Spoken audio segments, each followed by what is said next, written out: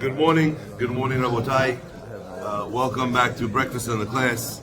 Breakfast in the Class today is sponsored by Gail and Sunny Haddad, Lilu Nishmat, Hiram Haddad, Alava Shalom, Hayim Ben Sofia, as well, Refuah Shalom for Miriam Bat Mavash, and Eliyahu Shlomo Farhi, Hayim Rafael Ben Frida, and of course, the continued health of Chana Bat Semafega. We'd like to also wish Mazal Tov to the Nakin and Fallis families on the wedding of their children this past week. Be'ezat Hashem will be zochet to see very many beautiful semachot, and for the Brit Milah, for the Shagin family. Razak Baruch. Okay, let's begin. The Torah reviews in this week's parasha a segment which is primarily found in the parasha of Mishpatim. Ki macher lecha achicha evri o avirya, when your brother will be sold to you, male or female, brother or sister, ve'avadecha shesh shanim, and they'll serve you for 6 years, shana shevit tishalechenu chofshi me'imach. In the 7th year, you should send them chofshi me'imach, free from you. And the pasuk continues, what happens if the person says, V'haya ki yomar elecha lo etze me'imach, I don't want to go, ki ahevecha, he loves you, ve'et beitecha, and your home, ki tov lo imach, because it's good for him there. The pasuk then describes the process. It's okay. The pasuk then describes the process that it takes in order to be able to have this person achieve their freedom, their continued servitude instead of their freedom. What does it require? As we know, his master brings him to the doorway, and he will pierce his ears with an awl, and he'll serve him le'olam. What does le'olam mean? Le'olam means forever, but of course it doesn't mean forever. Le'olam means until the Yovel comes. Okay? After the Yovel comes, regardless of when the person came into work, I always hear that people misunderstand this concept. They think that it means that the guy serves for 50 years. That's not what it means. Yovel is a set year. It's the 50th year. Okay? So you count 7 cycles of Shemitah, and then Yovel comes, and whatever year Yovel comes. So you'll have a guy who maybe he went to work for his master in year 48. Okay? He goes free in Yovel. You have a guy who comes to work in year 41. He works 6 years, and the 7th year he goes free. So 41 takes him till 7th year, is in the 48th year. If he decides to work le'olam, how much longer can he work for you? 1 year, right? He works that last year, the 49th year. So, the halakha is da'avado le'olam. But the point is that the pasuk says that the guy is going to decide after 7 years, ki tov lo imach, that he's good, that it's good for him with you. Now, first of all, I think that there's 2 lessons that a person learns over here from the Torah. The first lesson is that you could have a servant, you could have a slave, the guy works for you, and still after working for you for however long, what does the guy say? I want to stay. Ki tov lo imach, because it's good for him with you. He loves you. You're his master, but he doesn't resent you, he doesn't hate you, he loves you. The guys live in, I don't know what the male term for chadam is. Chadam? I don't know how to, sorry? Mandama. I think that maybe Mamdani. Chadam. Huh? Chadam. Okay. Unbelievable. John Claude Chadam. Okay. Anyway, so the crazy, they don't know, it's a little bit before their time. So the crazy thing to me is that a guy could work for you as a slave, as a servant, and ahevecha. He doesn't want to go nowhere. I must tell you that many of the great businessmen in our community You learn so much from them in the way they've managed to be able to build big businesses.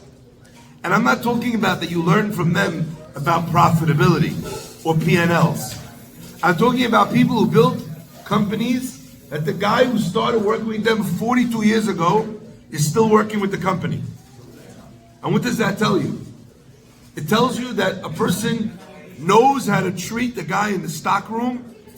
He knows how to treat the guy who's in the mail room, knows how to treat the woman who's responsible to make the coffees and make them feel like they're a part of the team. And the customers. And the customers, my father said.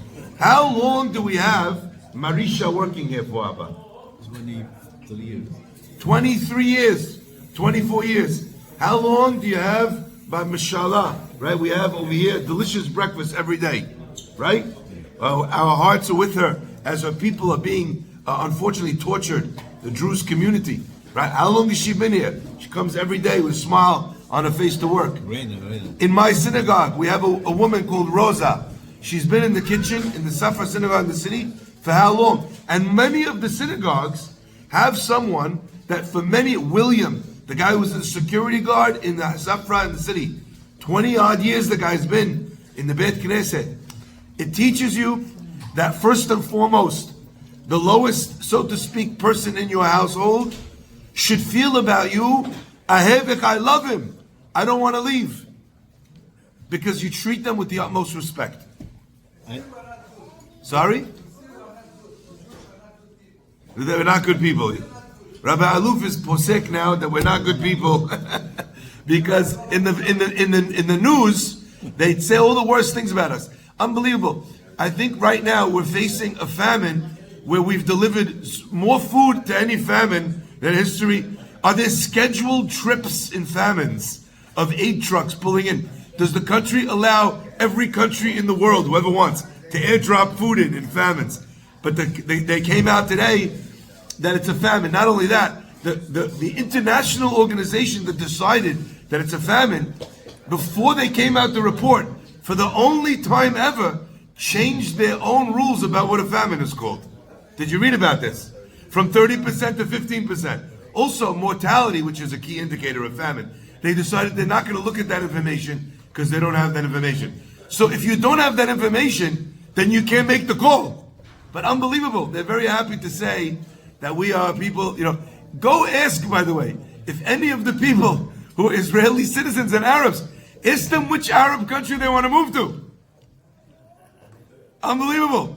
And people always focus on the fact that the border to Egypt is not open. The Palestinians can't go because the border is not open. Well, you know who does have open borders? Many other countries. Unbelievable. But of course, it's a Jewish person who's at fault. Chad Gadya. You have a whole story, but it all comes down to because Abba bought a gidi for 2 zuz. That's how you're going to put the Malach HaMavet is also on him. Okay, my friends, let's try the Mechila. I just walked in. Reina, the one working in the kitchen, she was putting a big smile on her face. And she opened her phone and she said, Rabbi, I want to show you. So they do Hasidic birthday. They came to Syria and to dance to Syria. Yeah, to cheer up the people over there that they went so much being killed and tortured and raped. And they said, how beautiful Kiddush Hashem. Hasidic birthday went with the car, the truck, and they made their singing and dancing. They cheer up the people. Unbelievable. So, fine, but they're good to us. They go to war, to fight with the... Unbelievable. Yeah. Whoever would have thought that you'd have Hasidei Breslov dancing on top of a van in Syria for the Druze people. Unbelievable. God bless you. Thank you for all your hard work, Reina, for making us delicious food. Amen, amen, amen. Thank you. Okay, so here's where it gets interesting. So on the one hand, we have a pasuk telling us, your workers need to say about you, I love this guy. Mafi Mitlo, oh my gosh, the way he treated me, the way he treats my family, unbelievable. And he doesn't want to leave. On the other hand, says the pasuk, when the guy decides he wants to stay, because he loves you, and he loves your family, and it's good for him. Hafti et Adoni, hafti et Ishti, right? That's what Pasuk says. Says the Pasuk, V'gisho Adonav. The master needs to be the one that pokes his ear. Asks Rabbi Yisrael Salata, the head of the Musar movement. He says, what did I do? How come I have to be involved in poking his ear? I don't like blood. I never did this. I don't have a little kiosk in the mall. I pierce people's ears. I have to do this? Minen lewen. Why me?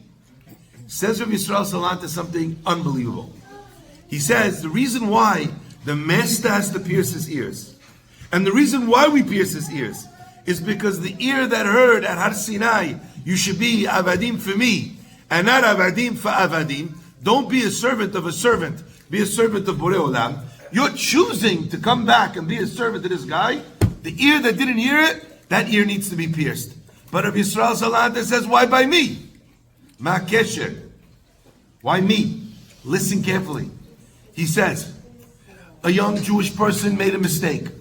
They stole some money. They couldn't pay back the debt. They came out to work for you.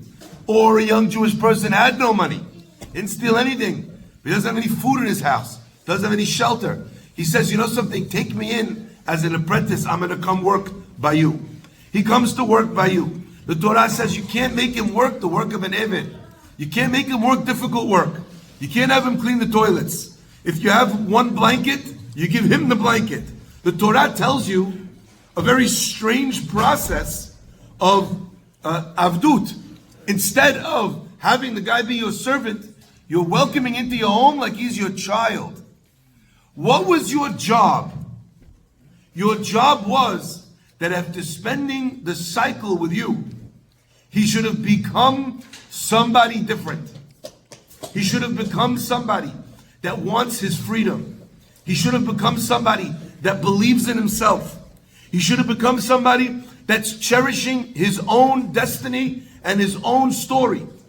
If at the end of 7 years, what is 7 years? Where do we have 7 years? Where else? We mentioned Shemitah.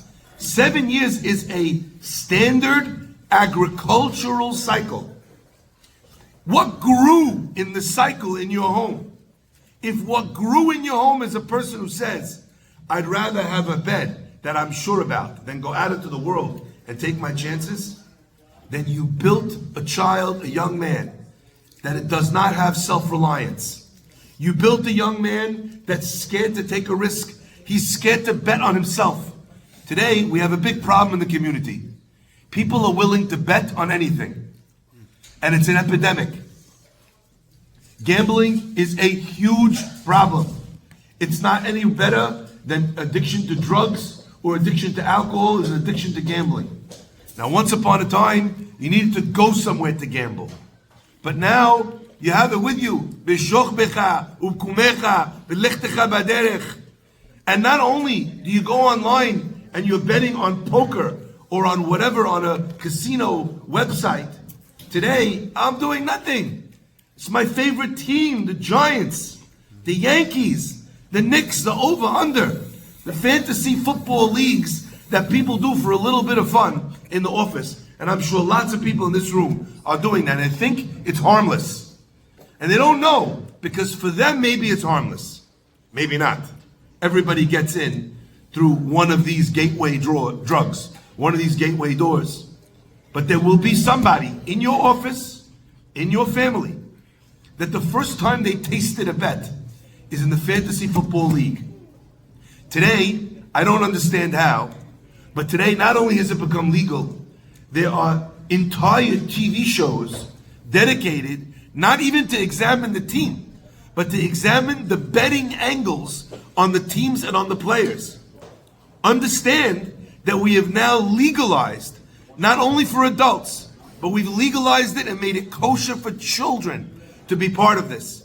People don't know because they don't come to you, but they come to me and my father and the rabbi, and then they're going to tell them about how they lost their house and they lost their car and they can't pay their mortgage because of a fantasy football league. My friends, Ezu Chacham Haroeh Nolad. If at the end of 7 years this guy can't bet on himself He's only betting on fantasy football league.